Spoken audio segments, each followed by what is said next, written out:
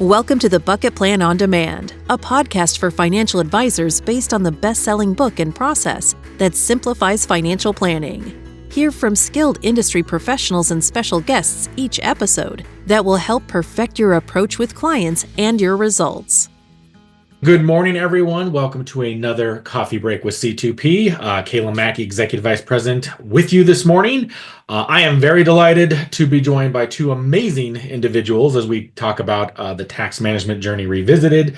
But one thing I want to just talk about real quickly is obviously as we go into 2025, lots of changes towards the end of 2024. And I think obviously there's going to be a lot of tax news that's going to be out in the press being discussed. I've already heard some questions. I'm sure both of our guest baristas today have heard a lot of questions of just what is the planning that can be done? What can we do to start preparing for maybe some of the tax changes that are coming, especially starting next year? So again, a lot of just tax uncertainty right now. Both the gentlemen joining me are tax experts, I would say. Certainly one of them wrote the tax management journey. So Dave, I will start with you. Dave, Alison probably needs no introduction to this audience, but I know this is also going out in the podcast sphere. Hopefully you have some new listeners also listening in. In addition to being obviously the president and founder here at C2P, Dave is a distinguished manager, entrepreneur, serving as both president, as I said, of C2P and his own advisory firm, Alison Wealth Management. He literally wrote our tax management journeys. When we talk about the tax management journey revisited, he is obviously the expert, but he is a leading voice in the financial services industry when it comes to really everything related to financial planning and serving his clients across the United States. So welcome, Dave. Also joining us is Scott Kaup of Kaup Financial Advisors. He has recently joined us here at PCA, right, Scott? That's now as of a little about 6-8 months ago now.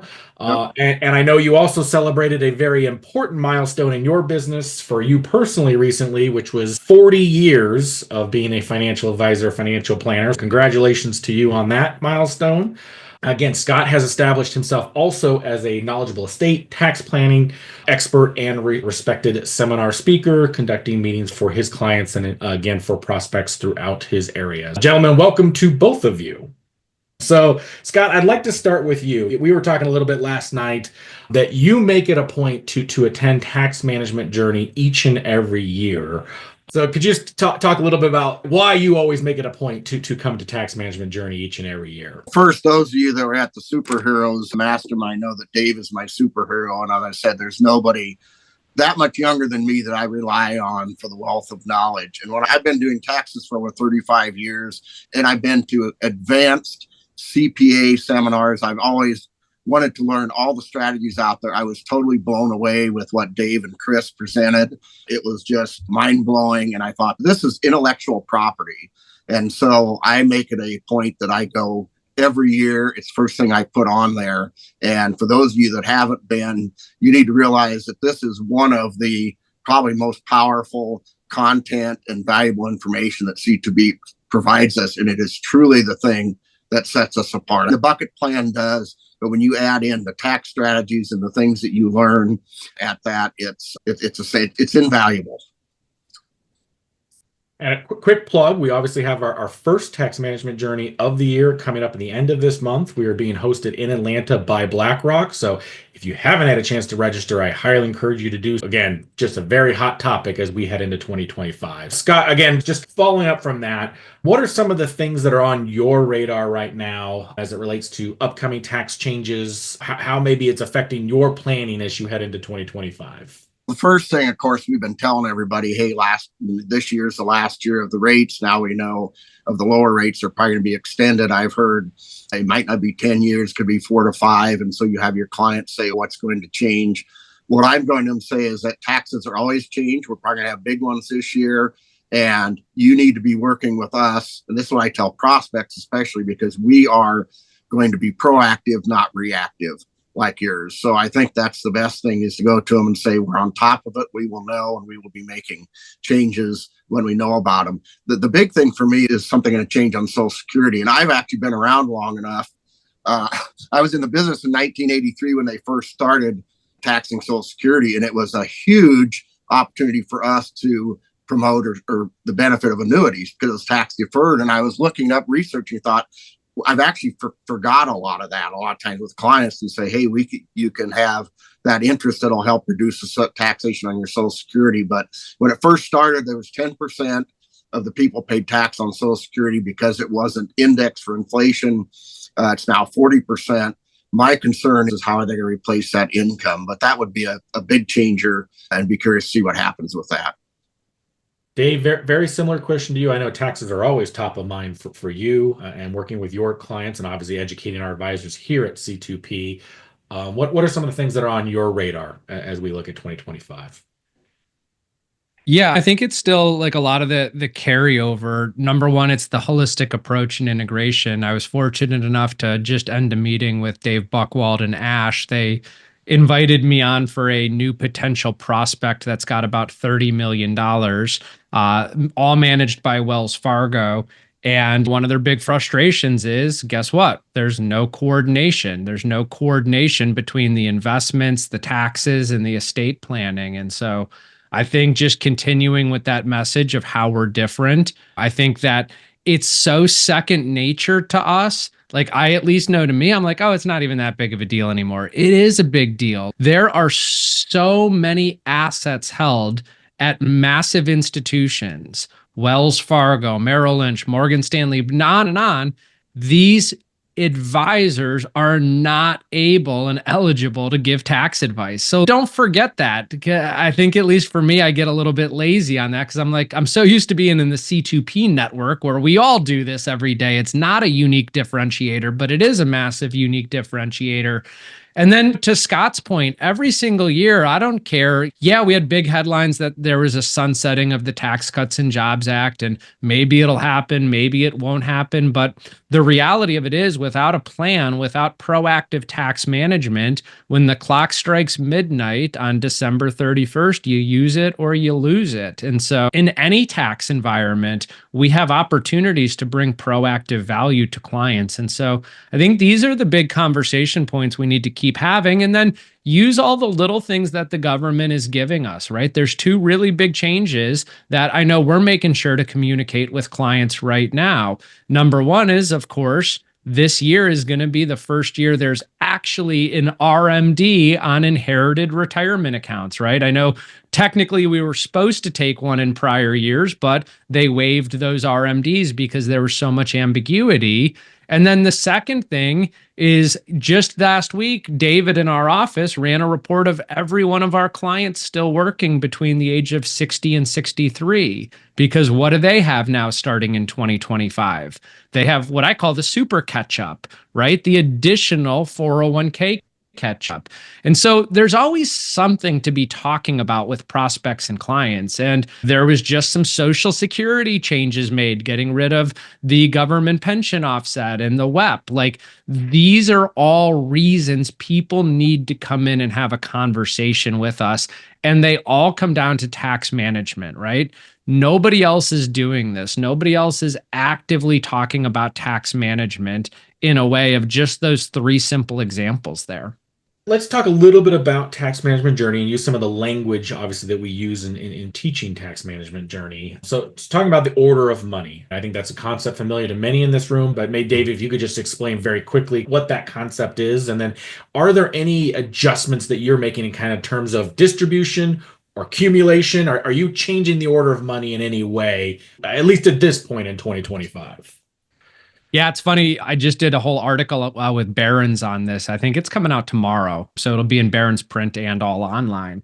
But the genesis of the order of money, and think about what the order of money is, something I created to try to simplify what my recommendations were and to give people a path that they could understand how to actually save money and then how to actually take distributions. And so the reason this came up in Barron's is the reporter wanted to talk to me about this super catch-up contribution for people age 60 to 63. In my mind, it's, yeah, I could give them the same old generic language that you can go read on Investopedia on how much it is and who's eligible and blah, blah, blah.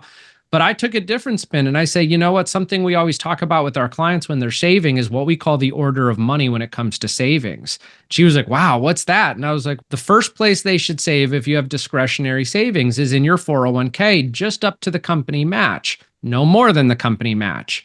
And then if you still have discretionary savings above and beyond what your company matches, you should go to a Roth IRA. And I don't care what your income is. If you're a mega income earner, you could do a backdoor Roth. If you're not, you can do a direct Roth contribution. And so I went through that order of money framework with her, and she was like, oh my God, this makes so much sense. And then she was like, when you go through the order of money, how should we determine if we should go to the Roth 401k or the pre-tax?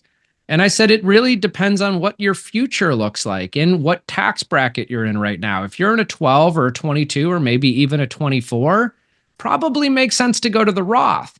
But if you're in a 32 or a 35 or a 37, you might want to defer. Or if you're living in California and earning a high income now, but then you're going to move to Florida or Nevada to retire, you might want to defer now because you get that state tax arbitrage. It's not just about federal taxes.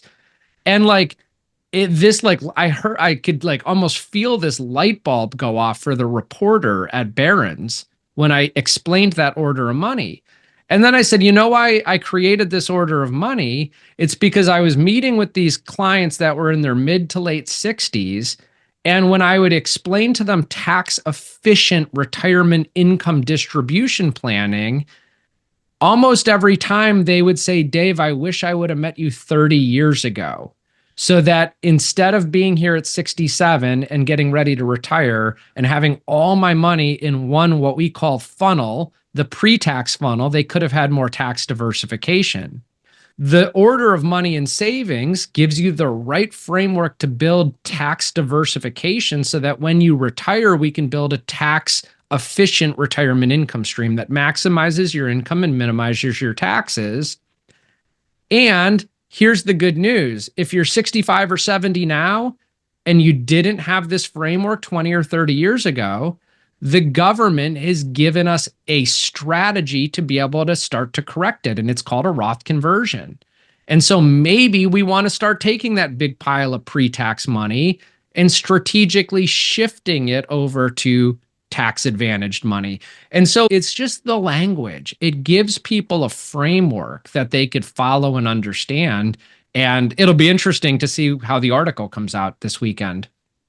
Yeah, we'll be on the lookout for sure. Scott, I want to flip it over to you. Dave touched on a number of things, and one of the most amazing things of being here at C2P for almost 5 years now for me is just the level of innovation, the level of just people taking things and embracing that mastermind concept and using it with their clients and then making modifications, making adjustments, almost making it theirs a little bit, and then sharing that back with our network of advisors. So, Scott, I know you've used the measuring cup, which we use obviously to measure clients' tax rates. Could you talk a little bit about like that? And I know Ben can share his screen, but talk a little bit about how you've used that not only with individuals, but what you've done for the business market as well. So because most of our clients are farmers or ranchers or businessmen, that we've created and showed what their effective rate is on the right side with the QBI.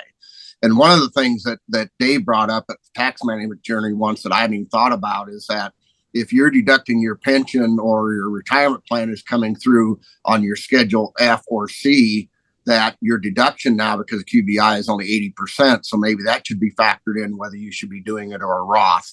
And I had not thought of that, but we use this and we're showing to people. So like somebody in the current 32% rate bracket, take the 24, you're only paying an effective rate of 19.2% on business income, and that's set to go up to 28%. I think that'll be delayed, but I think now it's going to be, hey, we have not only this year, but we'll see once it's done, maybe 3 or 4, 5, maybe up to 10 years of these lower brackets. And everybody asks everybody, where do you think rates will be in the future? Higher, the same, or lower? And they all say higher. Say, what's your plan to take advantage of it? That's just a modification we did to the measuring cup. And then I know you also have made some adjustments to the tax sensitive assets piece as well. Do you want to touch on what you've been able to do there, and again how are you using that maybe a little differently than what we teach it in tax management journey? Yeah, actually it was Ben that came up with this. So when we were doing it, so we take the person's actual tax rates and put them across the bottom. So as we talk, and for example, one of the things that I like when we get to the capital gain income as you say, the tax could be zero or it could be capital gains rates, depending on if you hold it on death. But it really makes it clear that shows that the different rates that they're paying and individualize it to them. So you do this on an individual basis where you actually have that individual's tax rates here at the bottom. Yeah, because add in the state tax as well as where their federal is. Awesome. Any other innovations, Scott, that you've experienced or want to share? Anything that you or Ben are doing maybe a little differently than the standard operating procedure as we train it at Tax Management Journey? The one thing that Ben pulled up is under the pay now versus pay later is that we run out the RMD and show that, so here's the value of your IRA now. And if you start taking just the RMDs and it's growing at 6%, that your RMDs, what they're going to total at the end of the period. So Ben, I don't know if you have the other one you sent, but so we take and show, hey, at the end of 10 years, this is a total. So this is somebody starting out with 830,000, and at the end, at age 80, their total of their distributions and their balance means that they'll have paid tax or will on $1.4 million. And by the time they get to 90, what they'll have paid on RMDs plus the remaining balance growing at 6 is almost 2.1 million. So I always tell them, I never thought I would say this, but paying tax on converting to a Roth could be the best investment you ever made. Yeah, it's amazing when you see just these numbers in front of you. And again, we will have these available if anybody wants these, especially if you're working with business owners like Scott and his office. We will have these available kind of with these adjustments. Dave, obviously Tax Management Journey coming up at the end of January. Is there any other new things that you want to talk about just that are going to be part of the, Tax Management Journey is constantly evolving, right? You're constantly making adjustments, constantly improving, and obviously the information just changes year to year. But is there any kind of big things that you want to talk about that are upcoming for this year with Tax Management Journey? I don't know. I'm probably going to do the presentation and the PowerPoint in a couple weeks. So we'll see. Yeah, I'm sure. The reality of the tax management journey is it's always new case studies. It's always new language, right? It's hearing from what other families and other advisors are doing. Just even thinking about the last one that we did, one of the things that I had put together is like a 2-pager that we use in our business that basically has every deferral, deduction, and credit that I could think of outlined on 2 pages, just to be able to show clients the scope of what's available out there, especially when we start talking about ultra high net worth. I just had this conversation with Josh over in Chamberlain Group. He had a client that's got like a $75 million ranch. He's going to sell 30 million of cattle. Like, he's an ultra high net worth client. And we were talking about things, whether it's, direct investment in solar projects to retain solar tax credits and achieve material participation of the 100-hour IRS test to be able to claim depreciation. Whether, of course, I think we've all known different alternatives like oil and gas that have been around forever, but Inflation Reduction Act brought solar into light with some of that stuff. Whether it's still qualified opportunity zones, being able to defer capital gains tax and invest in QOZs, whether it's real estate, rental properties, or starting a new business in a qualified opportunity zone. There's just so many things to be talking about when it comes to deferrals, deductions, and credits that we always add some of that new stuff into Tax Management Journey. And I think that hits home. Of course, there's always changes. Like I mentioned earlier, I hope everybody's thinking about reaching out to their clients that are 60 to 63 to talk about the super catch-up, because if they're not hearing it from you, you don't want them hearing it from another advisor or the media or somebody else. And it's just a reminder, a refresher, getting to see new case studies that we've done. But just real quickly to show you a scope, here's a piece that I put together. This is just right from the slideshow here. And we can send this out to anybody that's on here. But this is when we talk about deductions, exclusions, and credits. To Scott's point, I have clients that are from all different walks of life. Some of them are very high W-2 income earners. And those W-2 income earners are always how can we reduce our tax liability? We have deductions, exclusions, and credits, short-term rentals. We had a client who just a couple years ago inherited a $4 million inherited IRA, and we got to take $400,000 or $500,000 a year out over 10 years to drain this thing. We use some of that money to buy some beachfront short-term rentals that he's putting on Airbnb and VRBO. But a short-term rental, you can deduct the losses against active income. So those are unique things. Capital gain income, again, going down to the bottom. I have a call later today with a huge charitable remainder trust platform that works with RIAs that I'm looking at potentially a partnership for all of our advisors for high net worth clients. But we're doing a large charitable remainder trust right now for a huge cryptocurrency client to be able to create some real tax efficiency. Or I mentioned qualified opportunity zones, tax harvesting. There's active business income. There's rental real estate income, cost segregation, the Augusta rule with 14-day personal use, things of that nature. And then the second kind of page to here is this is tax deferrals. How do we continue to defer W-2 income? How do we defer capital gain income? How could we defer active business income? How can we defer rental real estate income? Like these are all new things that I'm finding like I need them when I'm communicating with clients, and we're creating them along the way. And then I'm just adding them into the course curriculum of the tax management journey. Hope that answers your question, Kalem. It did. This was incredible.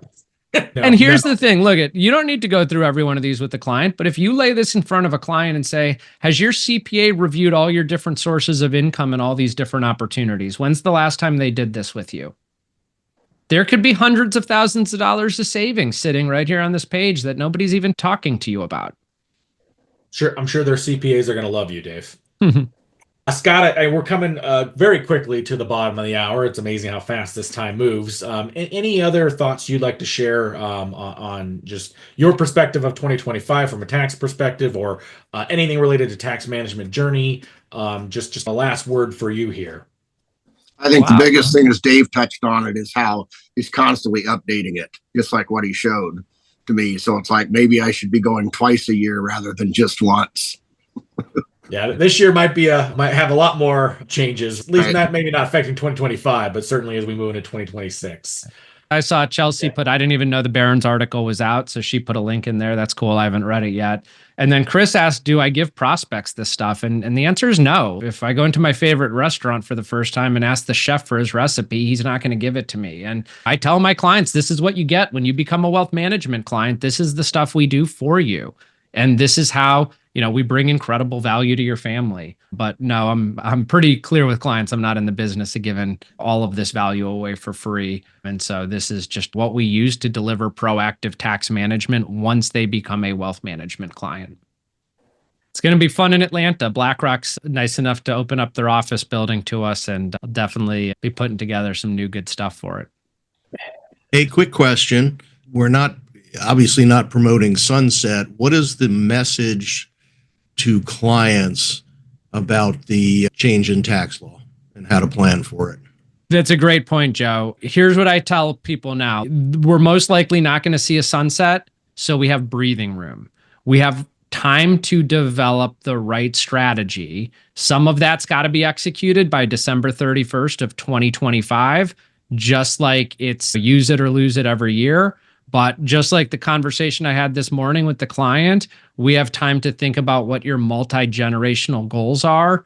We don't feel like we're under the gun to start making irrevocable gifts to trusts or losing control of your money. We have time to think through that strategy, but we need to engage in planning today. I think that's for the ultra wealthy. Everybody else, it's lifetime taxes. Listen, tax laws are going to change 100 times between now and the time you're no longer here.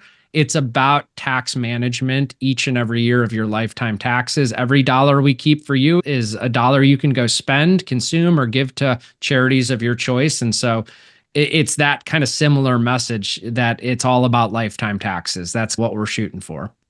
Thanks for the question, Joe.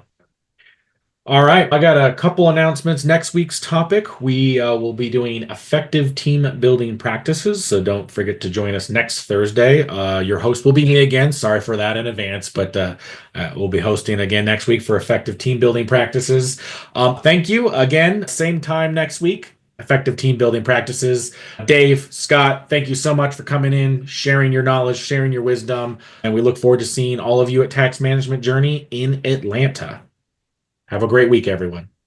Thanks for tuning in to the Bucket Plan on Demand, brought to you by C2P, an organization whose purpose is to educate, train, grow, and support holistic financial advisors so families can achieve true prosperity. Subscribe today for the latest episodes and insights. Visit c2penterprises.com to learn how we can help support and enhance your advisory business. At the time of delivery and any subsequent publishing, information was deemed reliable but is subject to change by the time of listening or viewing. The contents of this piece include options and projections of C2P, are subject to change, and are for informational purposes only. The information provided in this presentation is not intended to be individual investment, tax, or legal advice.